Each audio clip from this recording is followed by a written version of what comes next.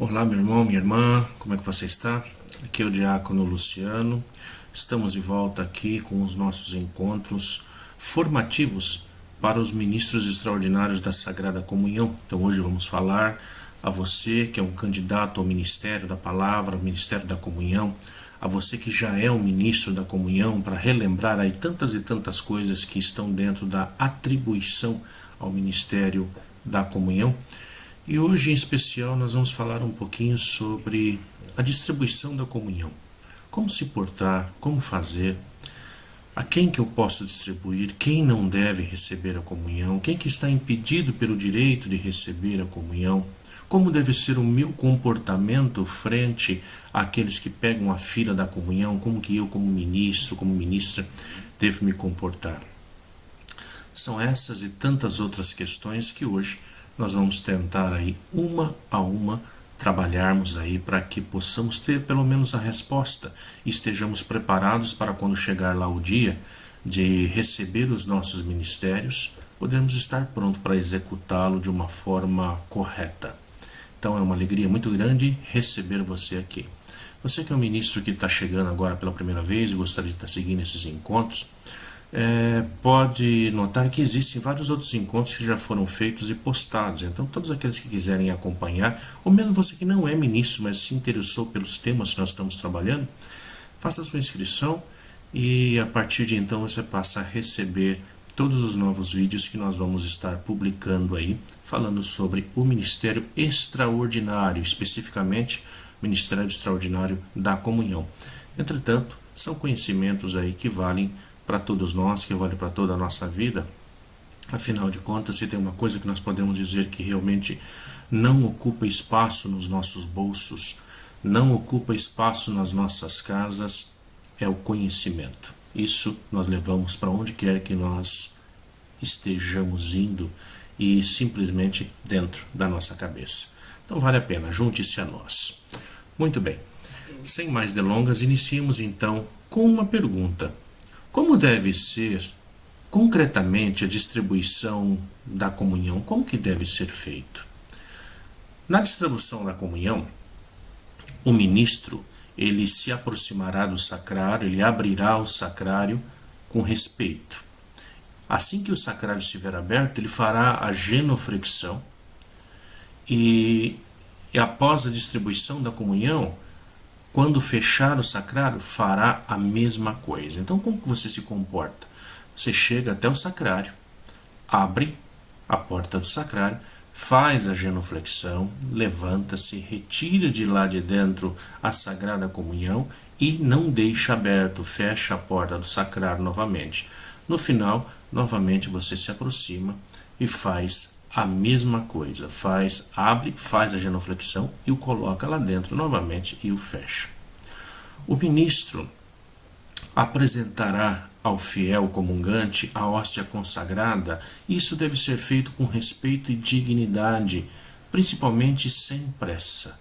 Nós escutamos muitas pessoas que reclamam da distribuição da comunhão, como se o ministro estivesse querendo fazer uma distribuição rápida, fast food, algo que fosse para ser simplesmente sair logo da sua mão. Então entrega de uma vez. Então isso tem que ser feito de uma forma com respeito, com dignidade e principalmente sem pressa. E o ministro sempre vai, portanto, elevar um pouquinho a hóstia consagrada e vai dizer o corpo de Cristo. Uma vez que ele disse essa palavra, o comungante que recebe responde amém. Nós vamos continuar falando sobre isso no decorrer desse nosso encontro. A hóstia consagrada ela será entregue na mão ou na boca da pessoa, respeitando sempre o desejo do comungante. Não sou eu que vou decretar se tem que dar na mão, se ele tem que receber na mão ou na boca, mas é o comungante.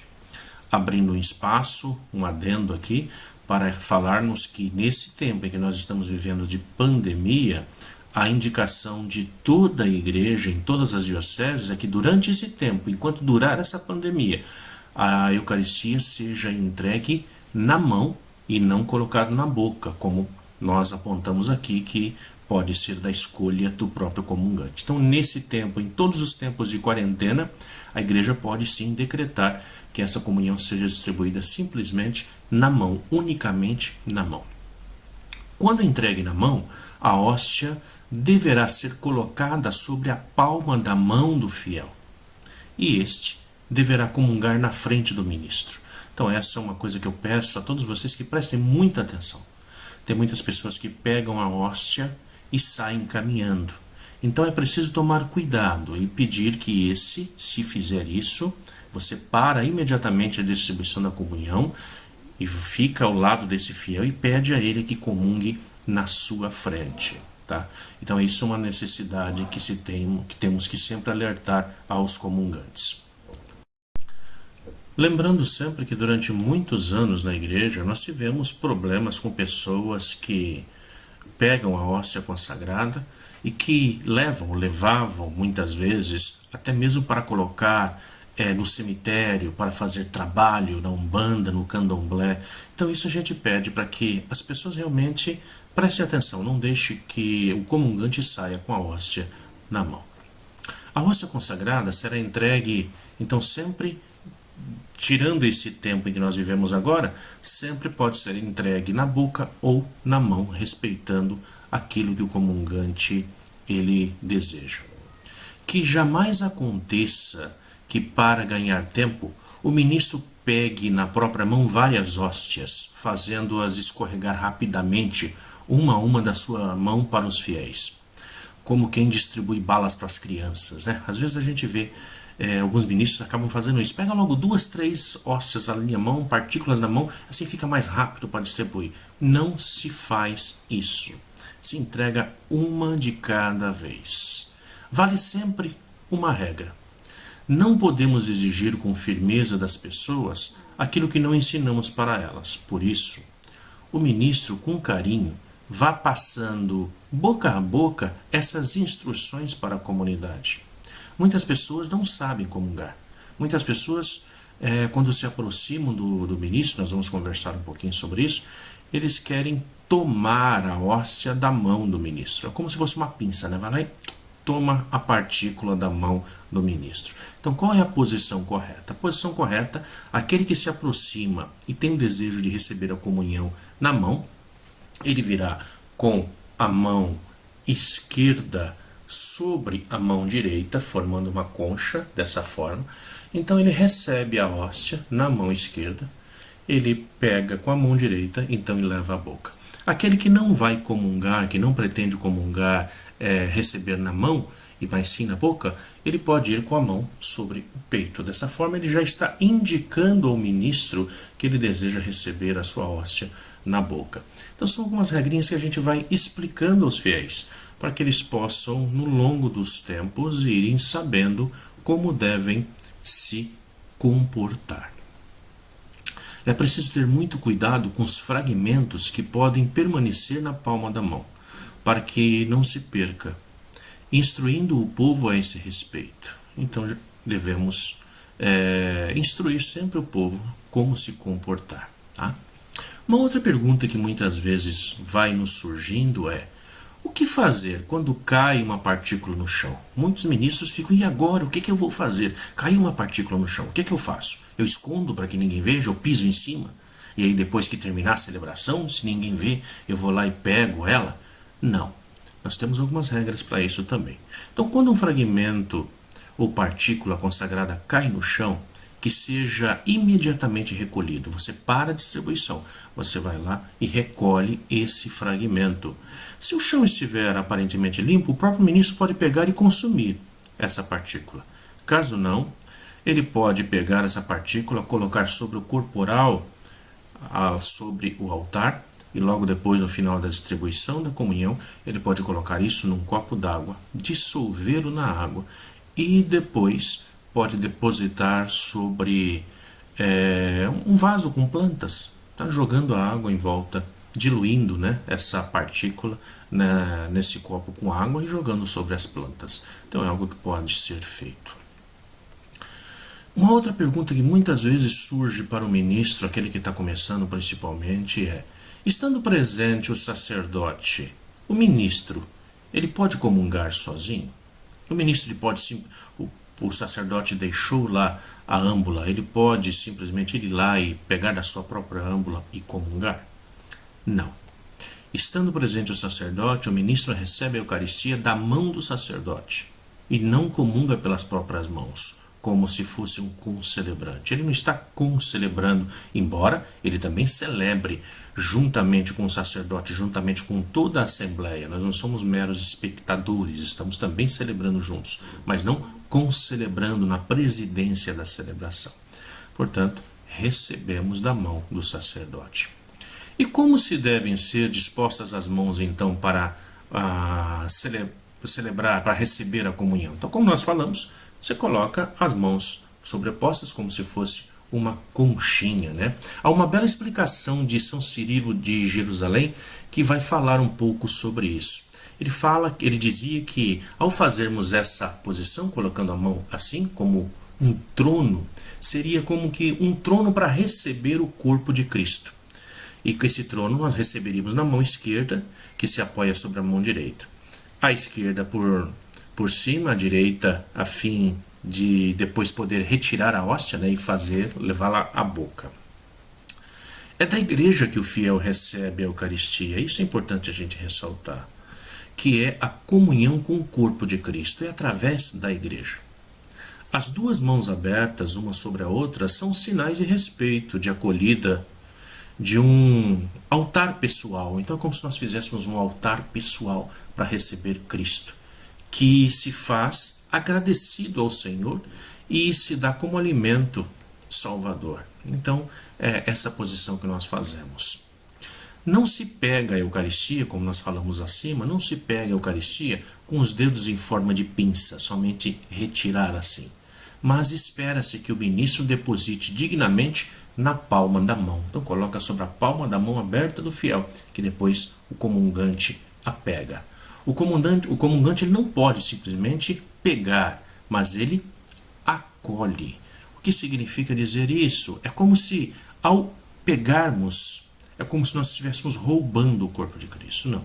Por isso, de mãos abertas, nós recebemos o corpo de Cristo, nós acolhemos ao corpo de Cristo. Ou ainda, o fiel não deve ele mesmo retirar a partícula no cibório, tá? Na âmbula, um outro nome para âmbula, cibório, podemos conhecê-lo por cibório. Ou ainda, como se fosse uma cesta de pão comum. Mas, como foi dito, ele estende as mãos para receber a partícula do ministro da comunhão. A comunhão não é um self-service, mas é a igreja que nos dá a Eucaristia. Então, da Eucaristia nasce a igreja, e a igreja celebra a Eucaristia. É das mãos da igreja que nós recebemos, portanto, essa Eucaristia.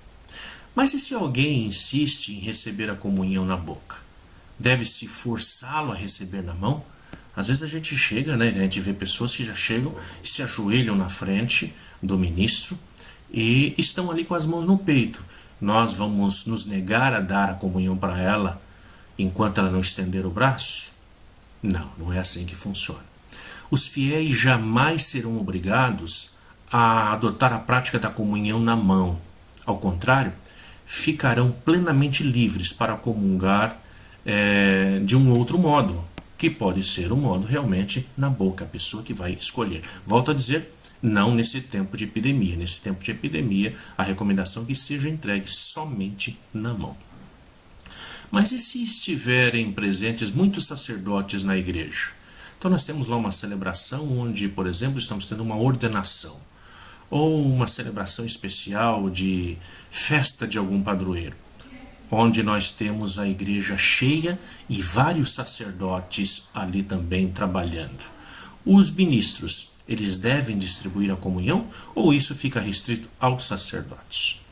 Isso é uma boa pergunta e muitas vezes nós vemos algumas discrepâncias a esse respeito. Então é bom a gente colocar sempre na nossa cabeça. Na presença dos ministros que nós chamamos de ordinários, que são eles os bispos, os sacerdotes, os diáconos, são aqueles que receberam a ordem para tal coisa, receberam a ordem para trabalhar nessa função. Então, presentes esses, os ministros extraordinários da Sagrada Comunhão não devem ministrar a comunhão nem para si mesmos, nem para as outras pessoas. O ministro ordinário da comunhão é, por excelência, o sacerdote. Então, se nós temos vários sacerdotes, temos vários diáconos, ou mesmo bispos, são esses que devem ministrar a comunhão, distribuir a comunhão. E volto a dizer para vocês, reprova-se a atitude daqueles sacerdotes que, embora estejam presentes na celebração, eles acabam se abstendo de distribuir a comunhão, deixando tal tarefa aos fiéis. Não, é função dele, é ele que deve fazer. Agora, é claro, segundo o próprio direito, se essa pessoa, se esse sacerdote se encontra em más condições de saúde, está impossibilitado de ficar em pé durante muito tempo, de fazer a própria distribuição da comunhão, aí sim, um outro sacerdote que esteja lá vai fazer, ou no caso da falta dele, aí sim entram os ministros da comunhão, que aí teriam essa função de fazê-lo. Mas se tem presentes sacerdotes, são eles que devem fazer. E se tiver muita gente para receber a comunhão e não tiver nenhum ministro, é uma situação contrária, né? O sacerdote pode pedir para alguém ajudá-lo? Então imagine você, estamos lá numa celebração, e não são raras as vezes que isso acontece, né? Às vezes estamos lá numa celebração e de repente tem bastante gente naquele dia, mas não tem nenhum ministro que foi lá para estar ajudando o padre nesse dia. O que fazer?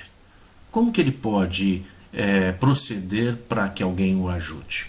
Bom, é importante ressaltar, apenas os ministros extraordinários da comunhão, devidamente habilitados, ou seja, aqueles que foram instituídos, receberam esse ministério das mãos do bispo, podem ajudar na distribuição da comunhão. Mas, extraordinariamente, o presbítero, o sacerdote, o padre ali presente, ele pode encarregar uma pessoa para ad hoc. O que é isso? Naquele determinado momento, ajudá-lo a distribuir a comunhão. Só para aquele instante. Nesse caso, ele pode pegar até um catequista que estiver lá, ele pode pegar alguém que trabalha em qualquer uma outra pastoral que ele conheça, que ele saiba do trabalho dessa pessoa. Então, para aquela distribuição, ele pode nomear essa pessoa. Mas numa próxima missa, se essa pessoa estiver lá, estiver os ministros, essa pessoa pode ir lá para agora continuar distribuindo a comunhão? Não, nesse caso não. É só para aquele momento, só para aquela situação. E qual deve ser a atitude interior do ministro extraordinário enquanto distribui a comunhão? Como deve se portar interiormente essa pessoa? Como que ele deve sentir-se quando ele faz essa distribuição, quando ele faz o seu ofício, né? Ele faz o seu ministério, exerce o seu ministério. Não podemos esquecer que a primeira missão do ministro extraordinário da comunhão é dar Jesus em comunhão. Isso ocorre nas santas missas ou celebrações, onde o ministro dá Jesus eucarístico aos irmãos. Ele entrega esse Jesus eucarístico ao irmão. Então, cuidado para que eventualmente, esquecendo que ele é a pessoa, ainda que esteja oculto sob o sinal da hóstia consagrada, não faça de Jesus uma coisa, uma bolachinha. Para que isso jamais aconteça, realize o gesto de dar Jesus em comunhão, com fé na sua presença real. Acredite naquilo que você está fazendo. Jesus está presente ali. Então faça isso com devoção, com ardor, com convicção no coração e principalmente com alegria. Não faça algo como se fosse simplesmente mais uma tarefa. Não faça isso como se fosse simplesmente uma ordem que você está obedecendo, ou mesmo como você não acreditando que ali esteja presente o Cristo. Dar Jesus deve se tornar uma grande alegria para nós. O documento de Aparecida, ele ressalta: não temos outro tesouro a não ser este. Qual? Não temos outra felicidade nem outra prioridade senão de sermos instrumentos do Espírito de Deus na Igreja, para que Jesus Cristo seja encontrado, seguido, amado, adorado, anunciado e comunicado a todos.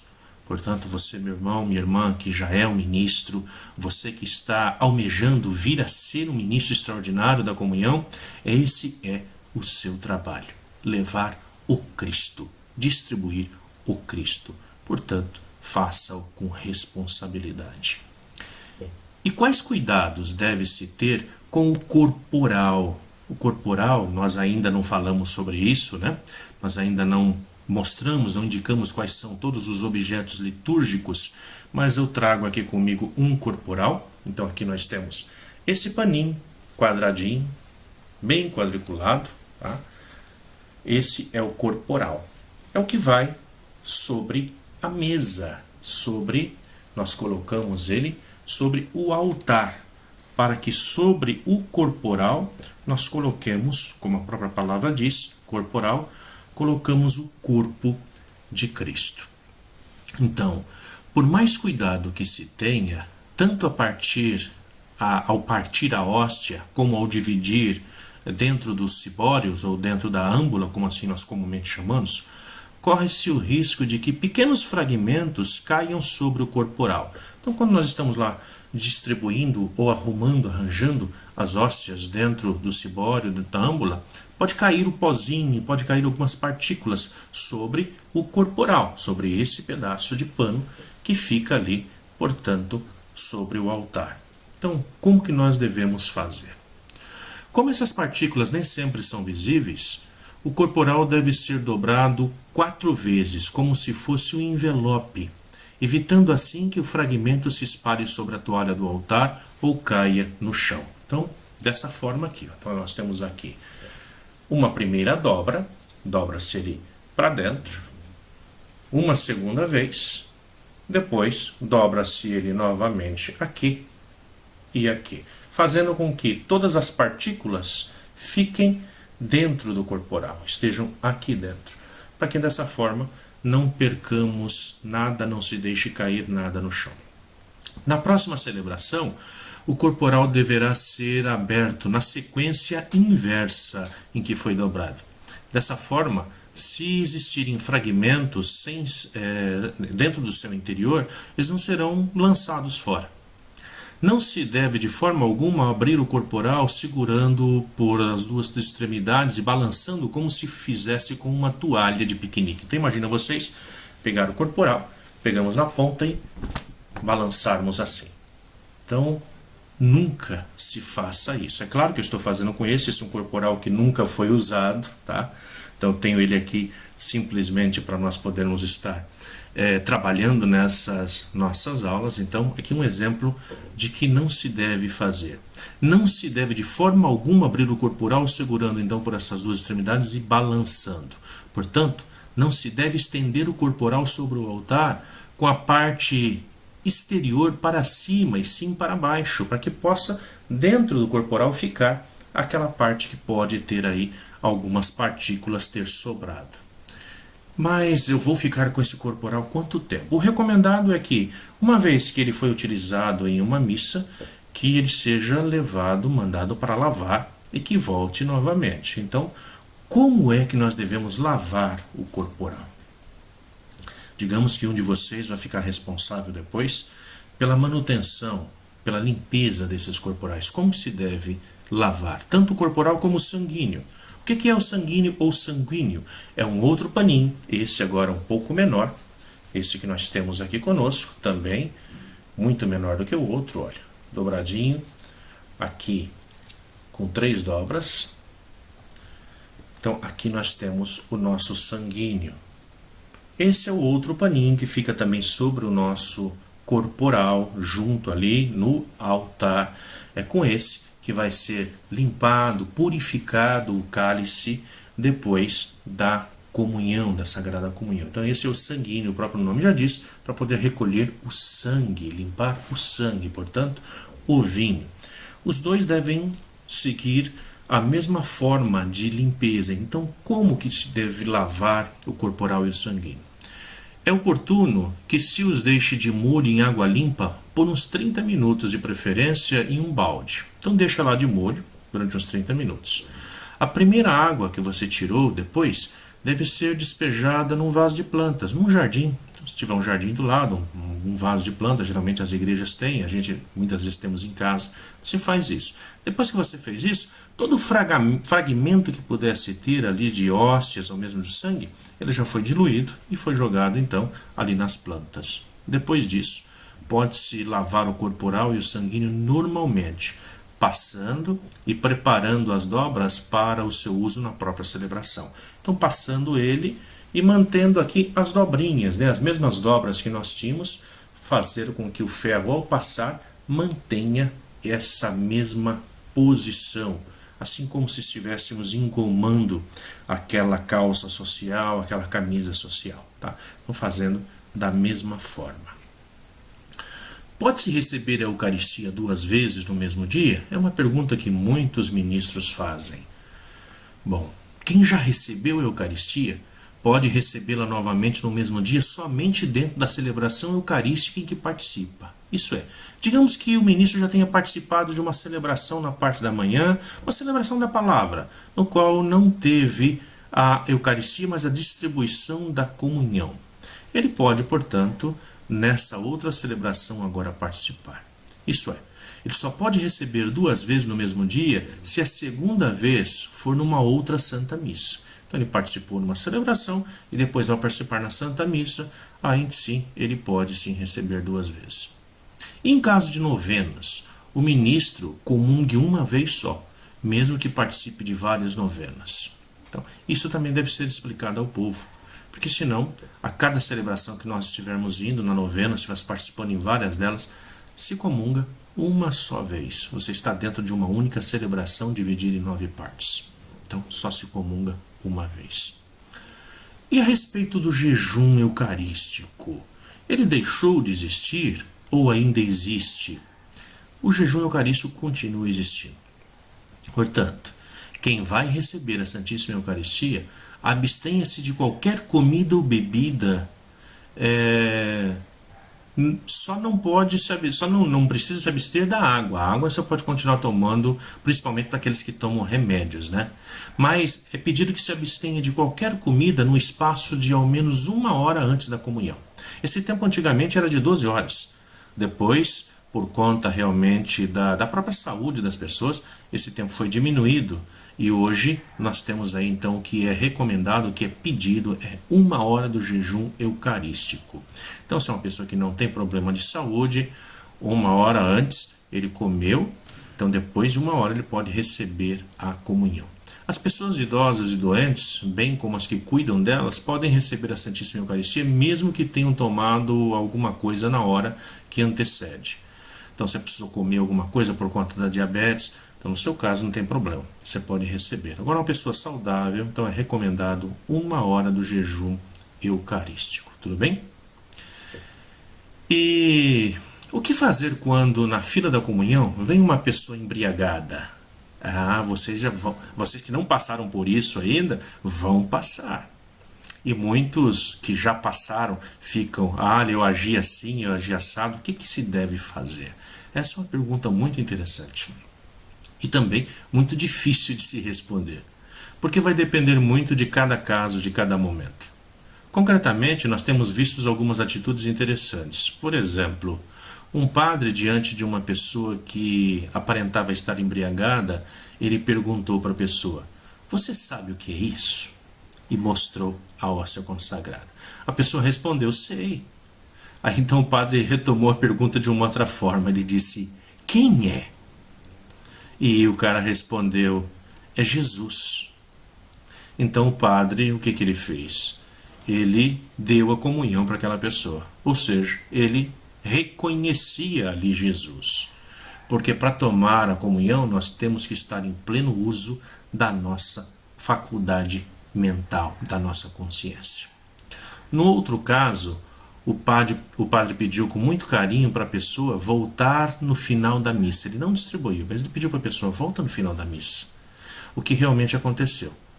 Então o padre pôde explicar para a pessoa que ele devia vir receber Jesus na Eucaristia em estado sóbrio, isso é, sem estar embriagado. Quem nos relatou esses fatos disse que o modo de agir do padre foi bem visto pela comunidade, porque ele não maltratou a pessoa. Então, o que nós vamos dizer para vocês? Não se tem uma resposta única. O ministro, ele precisa confiar no Espírito Santo, que lhe sugerirá no momento em que ele estiver passando por isso, o que ele deve fazer. Em todo caso, vale sempre mantermos o bom senso. É o que nós pedimos e o que vale em todas as circunstâncias, né? Uma pessoa que está divorciada, mas que vive uma vida casta, pode comungar?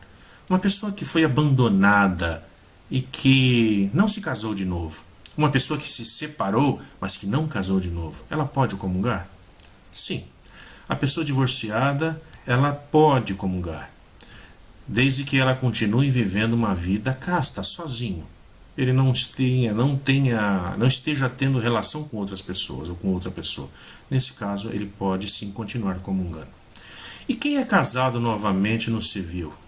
Aquele que já foi casado, ou melhor, aquele que só é casado no civil. Vamos começar por aí. Aquele que só é casado no civil, ele pode comungar ou não?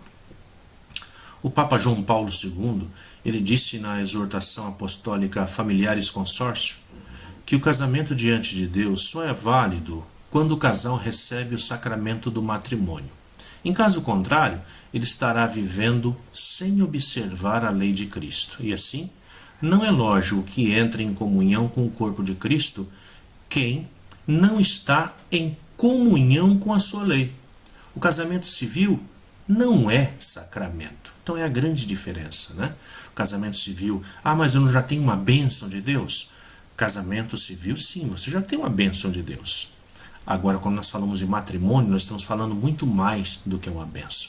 Nós estamos falando de um sinal, de um sacramento, onde ali ambos, os noivos, agora o casal, eles estão assumindo frente à comunidade que eles querem ser a imagem e semelhança de Deus, aquilo que eles foram criados para ser, e dessa forma que eles possam ser coautores na obra criacional.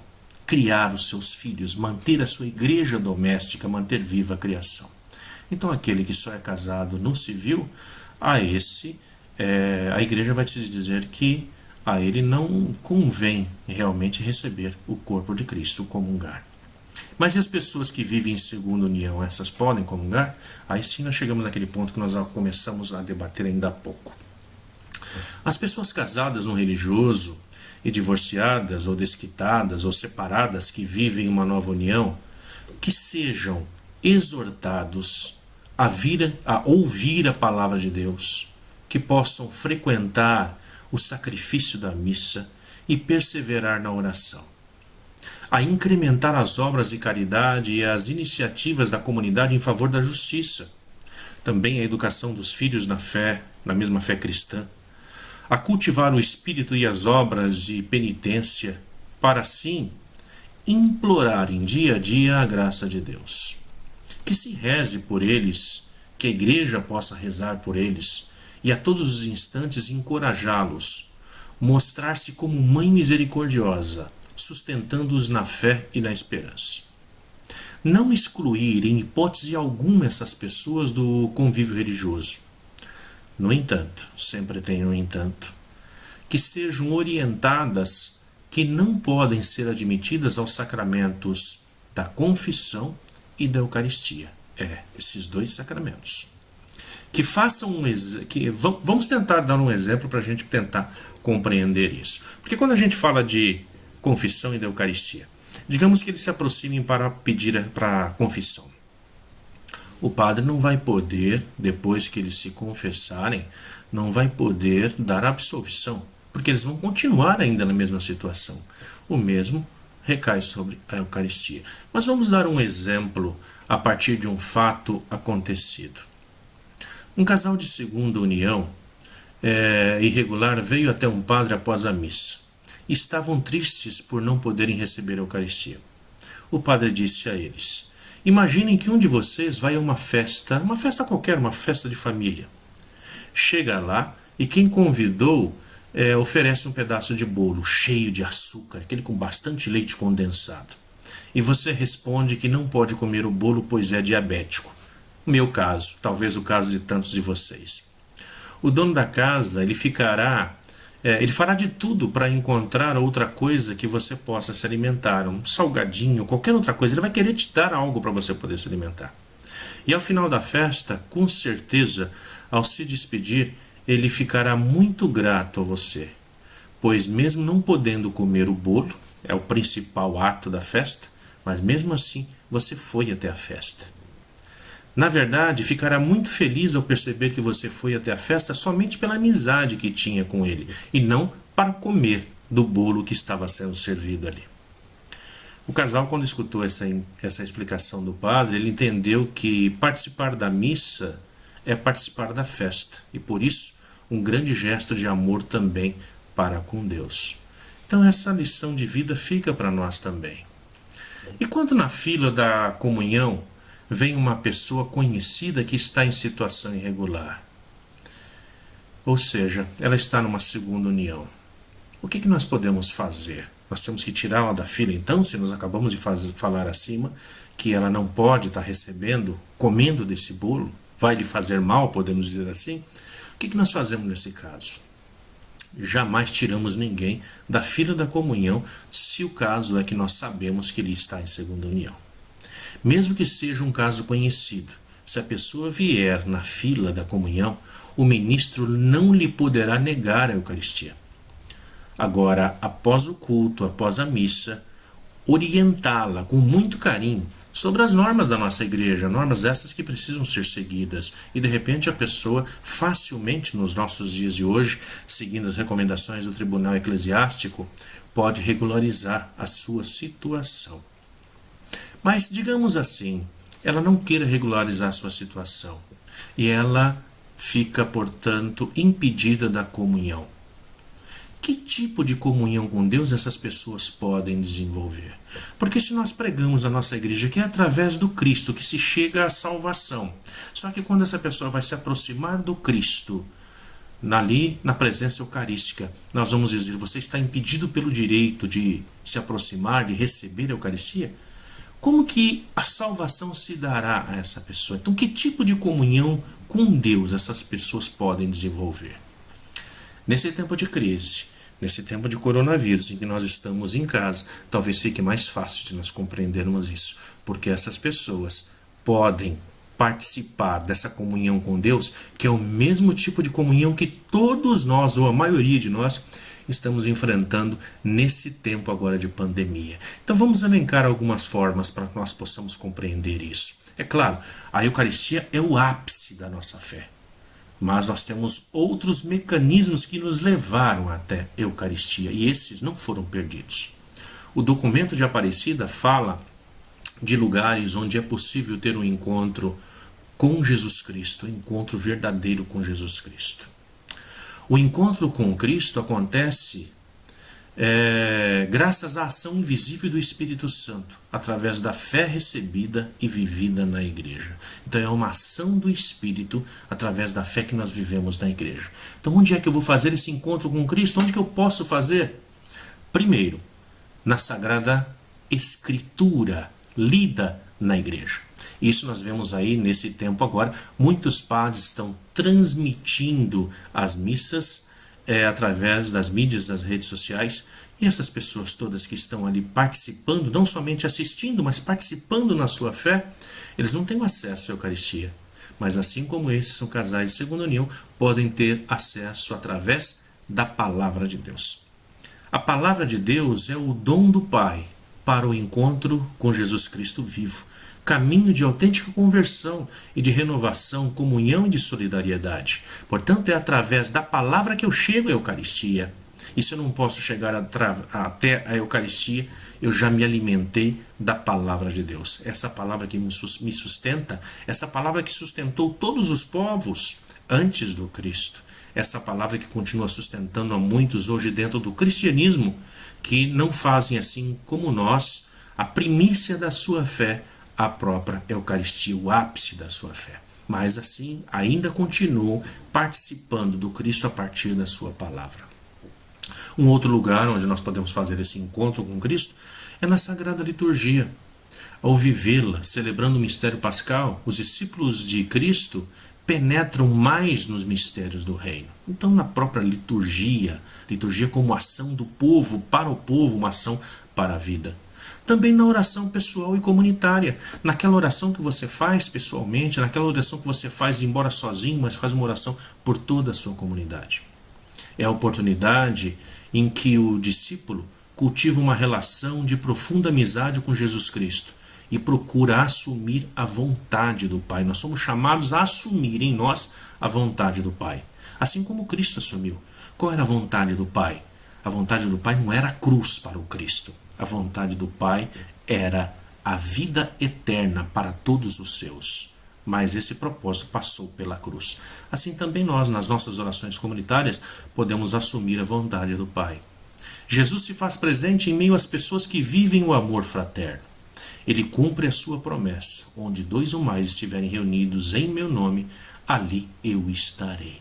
Portanto, quando nós estamos reunidos em nome do Cristo, em nome de sua igreja, ali nós já estamos também em comunhão, em Eucaristia.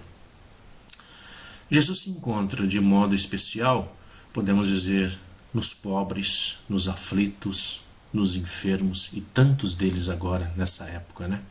O encontro com Jesus Cristo através dos pobres é uma dimensão constitutiva de nossa fé. Ou seja, nós nos encontramos com Cristo todas as vezes que estendemos nossa mão, que abrimos nossa mão para ajudar ao nosso irmão.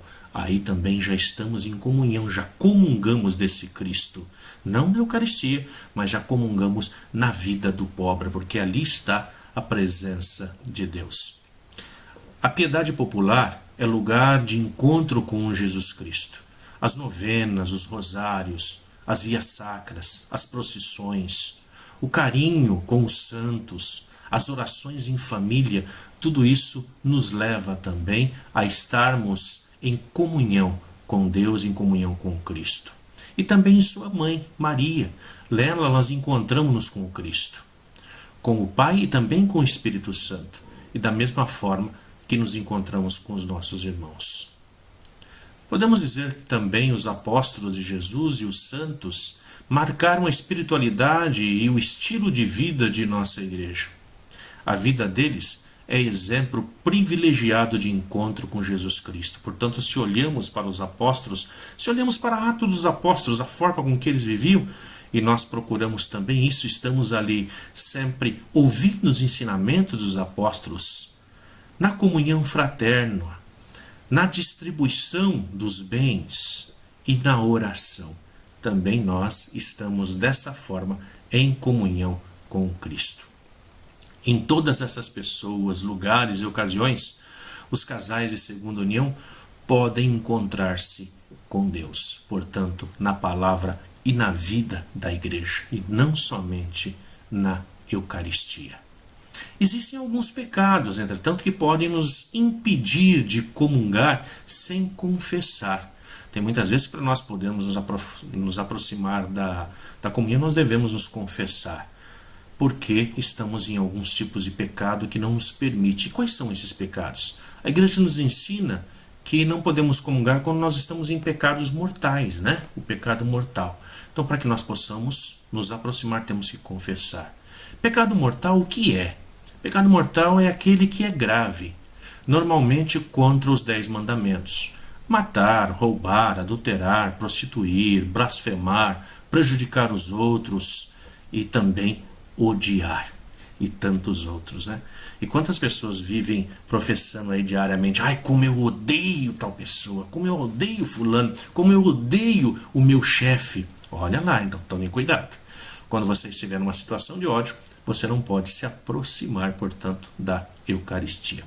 A base para isso, para que nós possamos dizer que a pessoa tem que se confessar, a base para isso se encontra na resposta de Jesus ao jovem rico. Vocês se lembram? Lá em Marcos capítulo 10, versículo 19, que vai dizer assim: não mates, não cometas adultério, não roubes, não levantes falso testemunho, não defraudes ninguém, honra teu pai e tua mãe. Então, quando nós olhamos ali, nós temos a base, portanto, daquilo que o próprio Jesus disse ao jovem rico e diz também a cada um de nós.